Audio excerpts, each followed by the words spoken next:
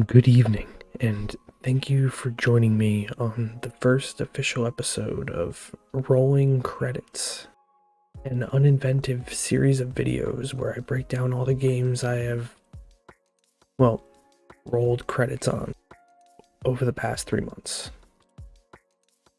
My name is Theo. Don't call me Ted. As the title is named, this will not include any game that I played in the last 3 months that have not been completed on this channel.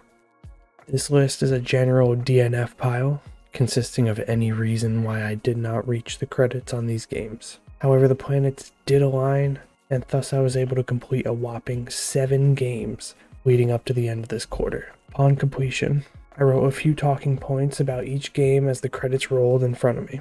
As a conscious decision upon myself, I tried my best to keep a healthy variety of new games and nostalgic games in the mix. I do not consider this to be a review, and thus there will be no score for any of the games featured in this video. This is not a spoil-free environment. Kicking off the Let's Play structure of this channel as a long-anticipated indie action shooter called Trepang 2. When I heard Fear's successor, I was sold.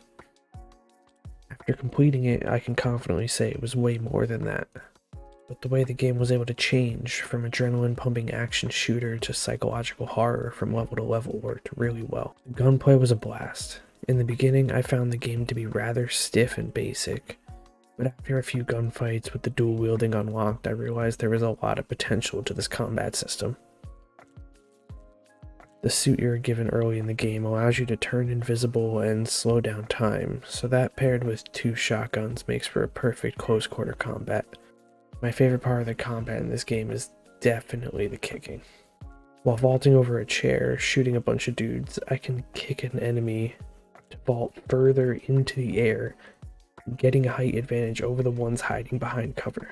It really is a fun combat system that really enticed me to go back and play some of the included Horde mode.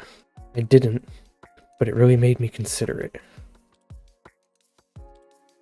My favorite part of Trepang 2 overall is the horror elements that have been crafted for this game. Every other level in this game in some way is a scary level, but one specific level stood out as possibly one of my favorite gaming moments so far in this journey. Site 83 is the 4th main mission in the Trepang 2 story mode, and it has been actively taking up space in my mind since I played it. The overall story was kinda meh, if I'm being honest. I kinda just wanted to play a cool horror game that reminded me of Fear, and this game delivered. Due to my lack of interest in the story, I probably missed a few beats that alluded to the ending, but essentially you're playing as one of the bad guys.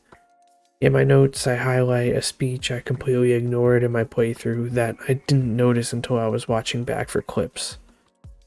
The speech was the head of the building I was raiding, telling his employees and guards to leave while they still can. That to stay would be inevitable death, which is true. I was relentless. The game handed me a gun and an invisibility cloak, and I just rolled with it. There was definitely a lot of content I skipped over, as I expected to push through a lot more games this quarter than I really did. But starting my next game, I kind of changed my mind on that and take my time a bit. As an attempt to contrast the previous game, I chose to go with a childhood favorite of mine. I split the Spyro trilogy up to talk about the main differences from game to game. The core gameplay of Spyro is extremely simple, and I find that to be admirable when there's so much content to be made around the 3 core abilities of Spyro the Dragon. Those abilities are Flame Breath, Charging, and Gliding. My favorite part of these simple moves is that you start the game off knowing them. You quite literally start the game strong enough to defeat Nasty Nork, and you can complete the entire game with just those 3 simple moves. Since I'm on PC for all my recording, I opted for the Reignited trilogy. I had no issues using this collection in place of the originals, considering how well it was made. I've done a couple of playthroughs of this game since release of the collection, and I find it to be indistinguishable from playing the original PlayStation versions, aside from the obvious visual upgrades made to the game. Speaking of visuals, that is actually the first point I make note of in this game. At least once in my videos, I say something along the lines of the graphics in the Reignited trilogy are exactly what the original release would have looked like if we had a PlayStation 4 in the year 1998. What I mean is, I think Spyro the Reignited trilogy is exactly what they wanted the original trilogy to be from day one, but limited only by the technology they had access to at the time of conception. Outside of the graphical limitations of 1998, the game itself is immaculate. Plays just as I remember playing it when I was younger, and the simple controls make it a perfect way to chill out and just enjoy a nice simple game. As much as the first Spyro is amazing, it is far from my favorite entry in the trilogy. It sets a strong foundation for an amazing game, but like many great games, a sequel is what really pulls the ideas together. Spyro the Dragon I see as almost like a warm-up before they go through with their final piece.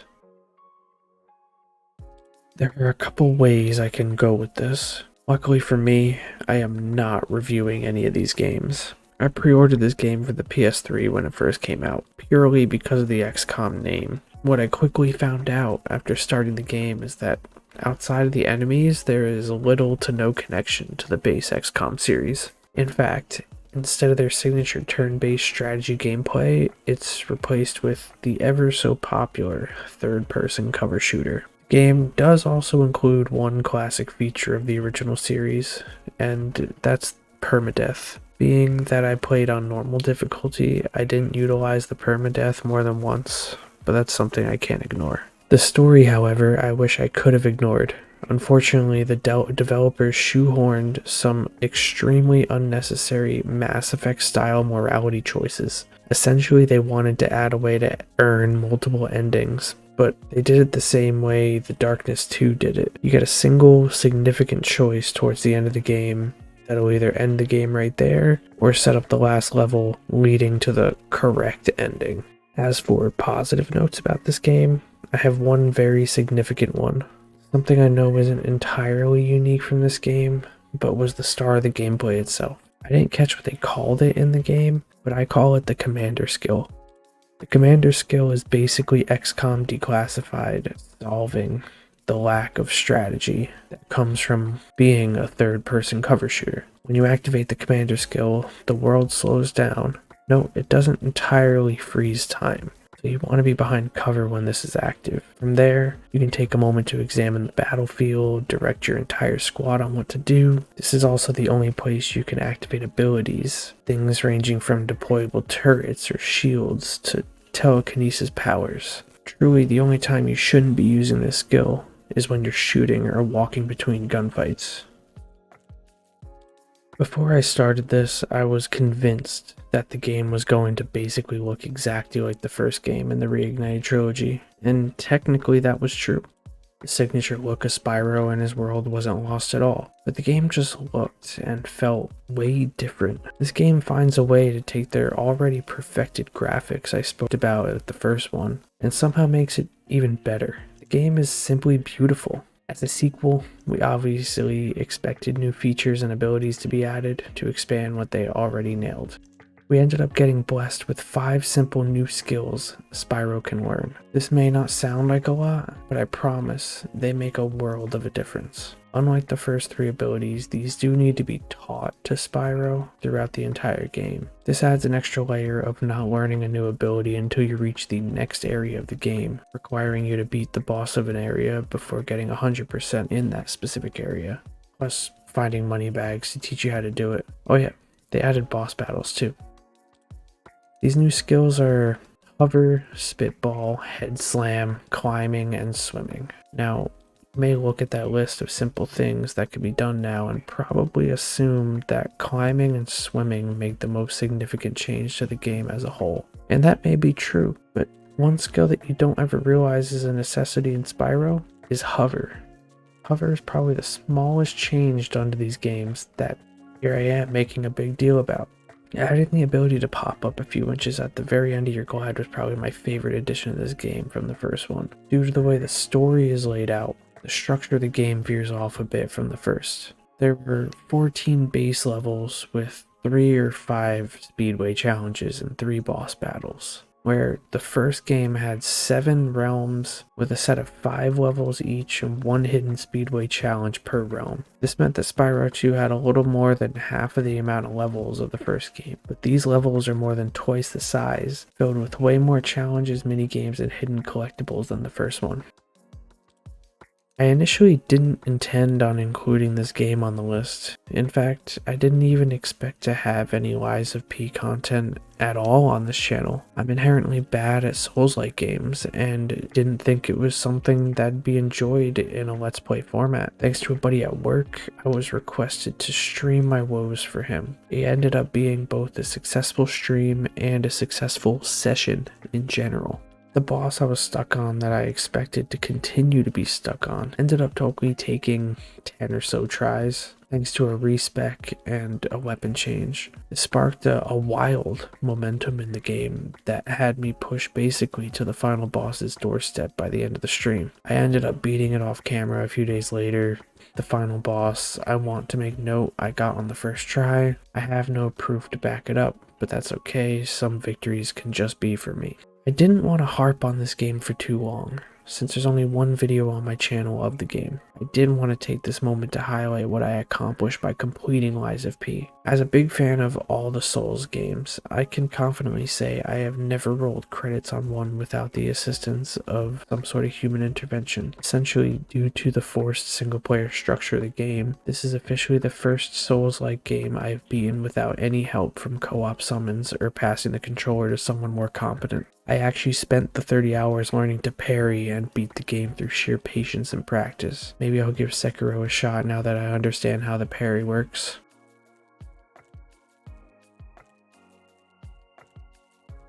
The main reason I played this was because just a few weeks before recording the Let's Play, Spec Ops: The Line was removed from all online storefronts due to a certain copyright license running out. Outside of used copies for the Xbox 360 and the PS3, the game is virtually unattainable. Thankfully, anyone who already owns the game digitally was able to download and play it at their own leisure. This was a game that sold me as a teen simply because of Nolan North playing the lead character Walker. I cannot remember if I first played this game through GameFly or during the peak of my GameStop days. There was a strong 5 or so year span in my life where I was playing 2 to 3 new games a week, thanks to a few strategies I developed with GameFly and GameStop. If I ever end up making vlog type videos, I may end up talking about those habits one day. I think they're brilliant, but that's just me. The gameplay itself for Spec Ops: The Line isn't much more than, once again, a third-person cover shooter. I'm willing to bet that